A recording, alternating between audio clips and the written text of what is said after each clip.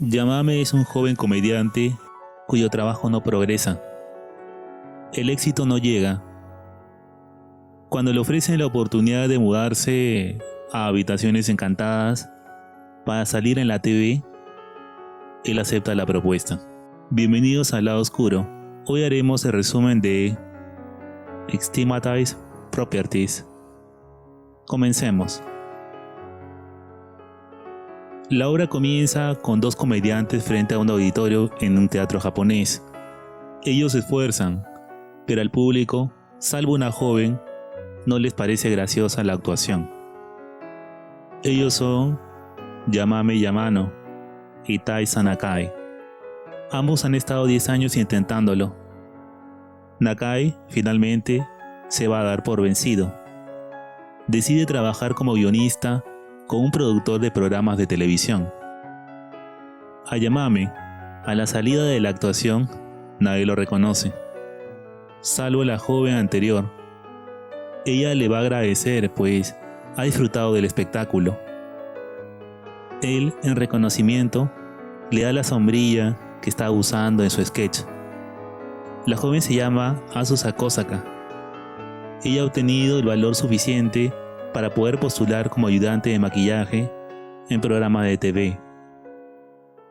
Matsuo, el productor de la televisora y el espectáculo, es interceptado por Nakai, quien le pide que contrate a Yamame en lo que sea.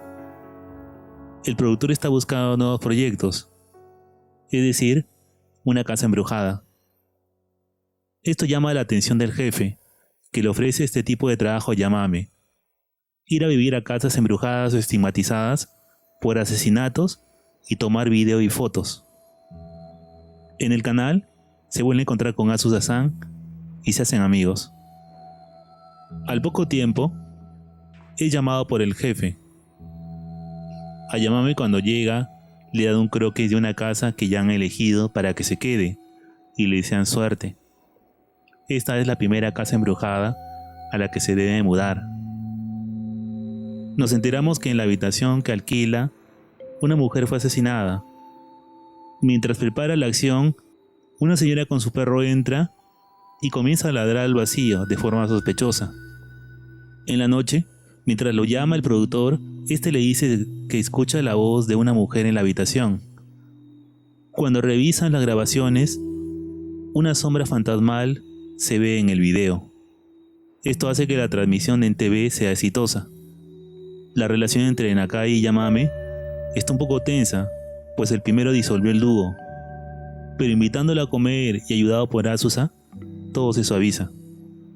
De regreso en la noche, medio tomados, deciden pasar por la habitación de Yamame, pero en la ruta, Azusa ve la aparición de algo en la noche, lo que la asusta.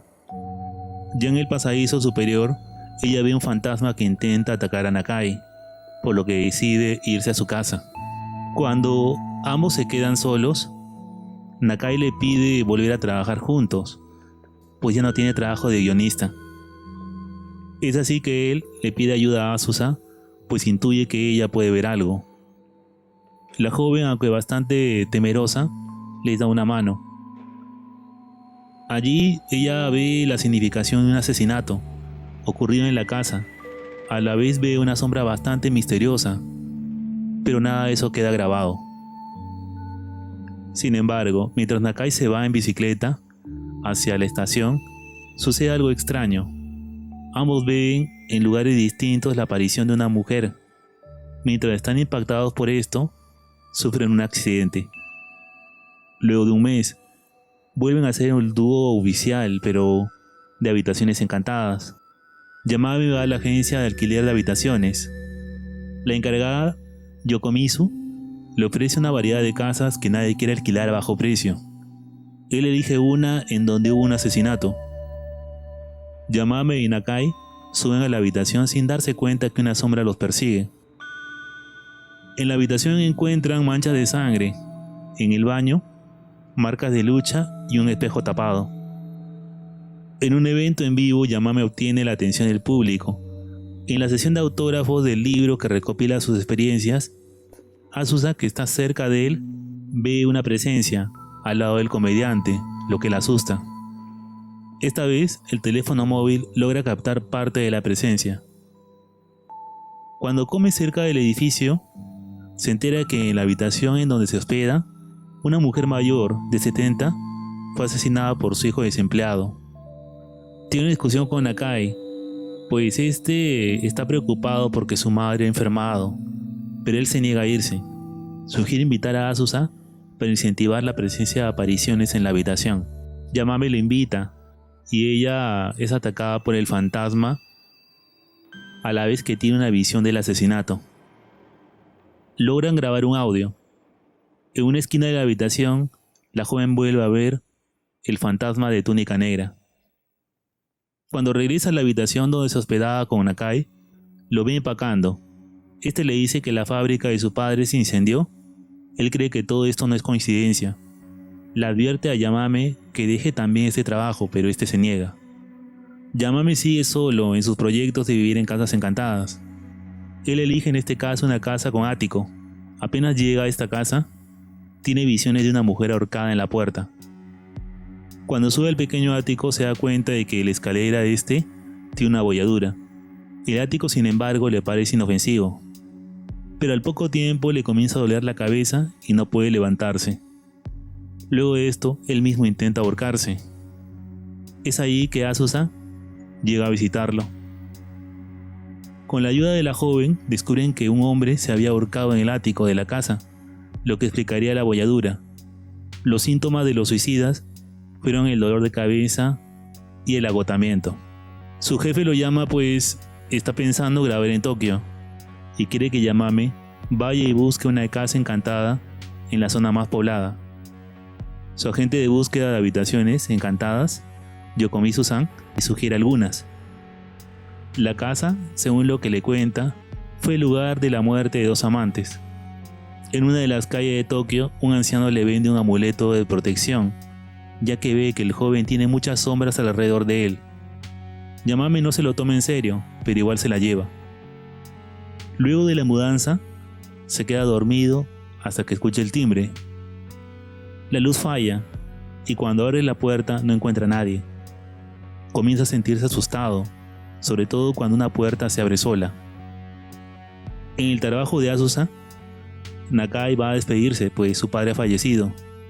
Él le sugiere no asociarse con Yamame, pues lo que hace es peligroso. Mientras tanto, Yamame piensa hacer una grabación en vivo en la sala estigmatizada en donde vive. Mientras lo hace, fallan las luces y suena el timbre, pero cuando abre la puerta no hay nadie. Luego hace un acercamiento para hablar con el público, y en su rostro surge una deformación para los espectadores. Azusa, que lo observa, se asusta y está preocupada. La gente del chat en vivo cree que es un efecto especial. En la habitación de la joven, el paraguas que le regaló Yamame se cae solo. Yamame regresa en la noche, luego de hacer unas compras. Mientras se prepara para dormir, se apaga la luz. Cuando lo está arreglando, una mano le agarra la pierna y aparece un fantasma de un anciano. Se abre el refrigerador y aparece el fantasma de una gorda dentro de él. Se cae un pedazo de techo y aparece el fantasma de un hombre de mediana edad y de lentes. Se abre también el ropero y aparece el fantasma de una joven en ropa interior con un cuchillo. Esta sale corriendo y ataca a un hombre joven con camisa hawaiana. Ambos se matan mutuamente. Mientras sucede esto, todos los fantasmas salen de sus esquinas y se le acercan poco a poco. Cuando comienzan a rodearlo, él, como último intento, saca el amuleto que compró al anciano. Sorprendentemente, todos esos fantasmas desaparecen asustados. Él se queda muy aterrado. No obstante, en ese momento aparece la sombra de túnica negra que había estado en las casas anteriores y se acerca a él. Intenta usar el truco del amuleto, pero este explota como si nada.